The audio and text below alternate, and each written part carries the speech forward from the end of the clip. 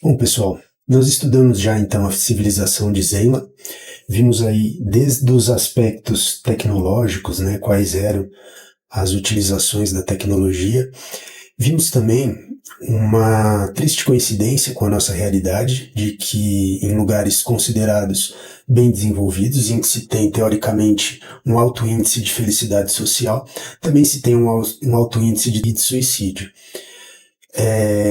Vimos que isso muito provavelmente está relacionado à teoria da comparação social, né, em que o indivíduo ele se espelha aqueles que estão à sua volta e por comparação ao sentimento deles ele julga o seu próprio, no caso sobre felicidade. Isso incluindo aí diversos fatores que podem ser considerados dentro de uma projeção social, né? Então chegamos à conclusão de que por essa comparação o principal pecado ali, o principal problema seria a inveja. Tentamos oferecer ali alguma solução para que se transforme a inveja em uma boa admiração. Vimos aí que no Rim tem um caso grave aí do pai e da mãe dele terem se suicidado, né? Então essa infelicidade e esse descontentamento realmente é algo muito presente ali nessa civilização. E muito bem, então estamos nesse contexto e de repente soa um alarme, né, anunciando ali algo que há muito tempo não acontecia, né? Há milênios já não soava tal sinal e ele alertava então sobre uma possível invasão, fazendo com que o personagem ali ele sentisse de alguma forma que aquele era o seu grande momento. Tá? Ele sente que ele estava ali ligado de alguma forma a esse invasor desconhecido. E aqui, gente, eu estou usando um livro que se chama O Herói de Mil Faces, tá? Que é do Joseph Campbell. Joseph Campbell, ele é um mitólogo, ele trabalha com mitologia comparada e ele é um autor já muito consagrado nessa área. Ele desenvolveu algo chamado monomito. O que é um monomito? É uma estrutura que é comum em vários tipos de mito. Tá? Em mitos de várias civilizações diferentes ao decorrer de toda a história. Então ele conseguiu traçar similaridades, tá? Uma constante nesses mitos e nomeou isso como monomito, né? Um mito único. E aqui, gente, a gente vê que a história do surfista prateado, ela segue de uma maneira assim muito fiel esse monomito. Não só a história do surfista prateado, mas o monomito não é à toa que é algo consagrado, né? É porque ele faz parte da estrutura de muitos dos mitos, tá? E aqui ele vai falar que esse momento em que o herói sente esse chamado, ele sente uma familiaridade ali com o vilão, é o momento do ciclo cosmogônico que se apresenta aqui nos escritos sagrados também, tá? De praticamente todos os continentes. É algo realmente recorrente nas mitologias. Esse momento, então, em que ele se sente ligado a essa figura que se apresenta, ele confere à aventura aqui do herói a conotação de que a jornada que ele está prestes a enfrentar não é algo novo, não é uma jornada de obtenção, é uma jornada de recuperação. Na verdade, essa jornada não seria uma descoberta, seria uma redescoberta. Tá? Então, existe uma atmosfera de um certo fascínio em torno dessa figura que aparece de repente e que marca então um novo período de uma nova trajetória de vida que o personagem está prestes a iniciar. Esse desafio que se apresenta, ele é de alguma forma muito familiar ao inconsciente. Né? Ainda que seja algo desconhecido, é algo que é surpreendente, assustador e gera uma certa ansiedade ali, gera uma tensão muito forte. Dentre todos os habitantes, a tensão se torna forte entre o futuro herói e o atual vilão. A partir desse momento, então, todas as experiências anteriores, elas podem se tornar sem valor. Tá? No Rim, ele já tinha aquele sentimento de que aquilo que ele vivia já não tinha muito valor. Agora, então, isso se confirma. E ainda que o herói, eventualmente, ele retorne às suas ocupações corriqueiras, né, ali ao seu dia a dia, isso provavelmente se tornaria sem sentido. Logo após o soar, então, desse alarme, rapidamente o planeta é destruído, com exceção dos cidadãos, fazendo com que, então, aquela civilização toda que havia esquecido o medo, né, havia esquecido as dificuldades, superado as necessidades, que se julgava suprema, fosse de repente tomada pelo pânico e por um grande desespero. No Rinhad, nesse momento, ele se apresenta corajoso. Ele tem esse sentimento de que ele tem uma conexão ali, que ali é o momento dele, e que ele foi preparado para aquilo. Nós vivíamos dizendo, aqui na primeira parte dessa análise, na civilização, que Norim vinha sendo preparado para grandes coisas. Né?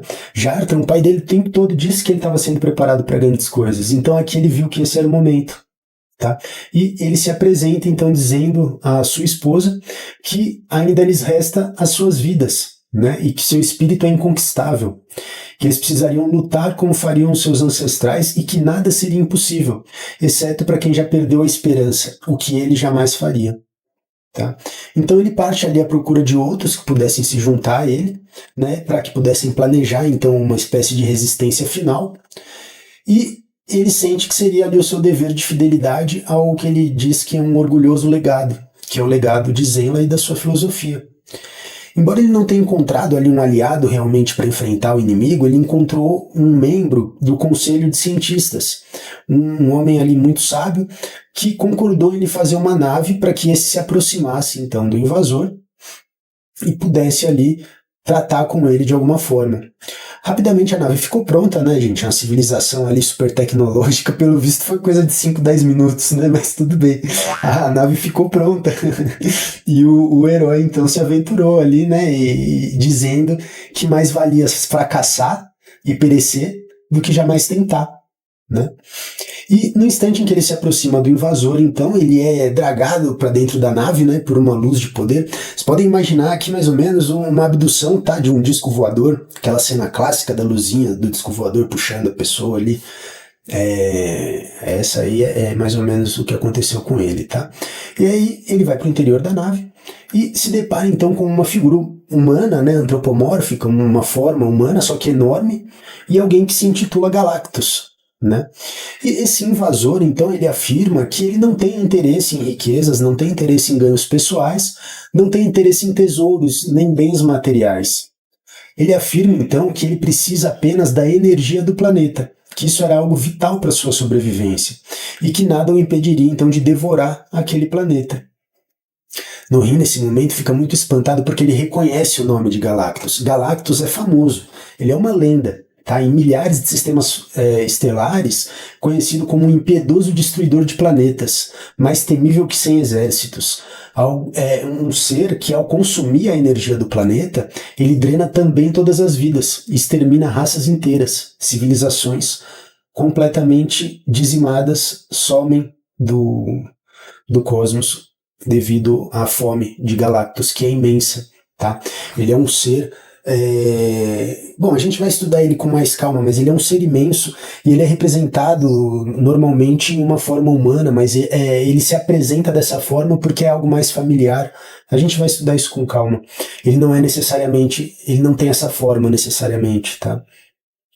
Bom, Galactus, ele é então detentor de um poder tão imenso que faz todo o resto do universo parecer fraco. E detém um conhecimento e uma força que se diz serem incalculáveis. É um ser tão antigo quanto o próprio tempo.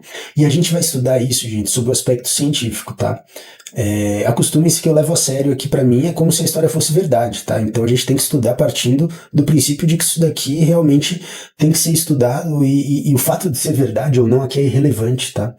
Então seria possível algo tão antigo quanto o próprio tempo? Adianto que sim. Né? Pelo aspecto científico, sim, a matéria, ela, a princípio, ela existe desde sempre, né? Ela se transforma, se converte de energia para matéria para energia, altera a configuração, mas, ao que tudo indica, a matéria e a energia que existem no universo basicamente se reciclam, né?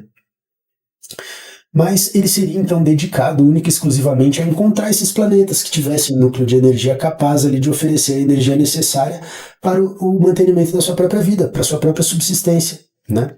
Galactus explica então que não tem o desejo de causar nenhum tipo de dano a nenhum ser vivo, mas que para ele mesmo permanecer vivo ele precisa da energia que somente um planeta saudável pode fornecer, sendo lastimável que alguns devam tombar para que este prevaleça. A gente vai estudar isso com mais calma, mas entende que se ele precisa de um planeta saudável geralmente tem vida, né? Então isso deixa a dieta dele um pouco complicada. Muito bem. O nosso nobre defensor, então, nosso herói, argumenta com ele que existem outras galáxias e muitos outros mundos que são desprovidos de vida inteligente e que seriam então mais apropriados ali para saciar a necessidade dele sem causar tanto mal. No entanto, o vilão afirma que isso não seria possível, tá? Que a sua fome é muito grande e o seu tempo muito curto e insuficiente para procurar esses tais mundos aí que ele está dizendo que tem, a não ser que um arauto o fizesse. Olha, deixa.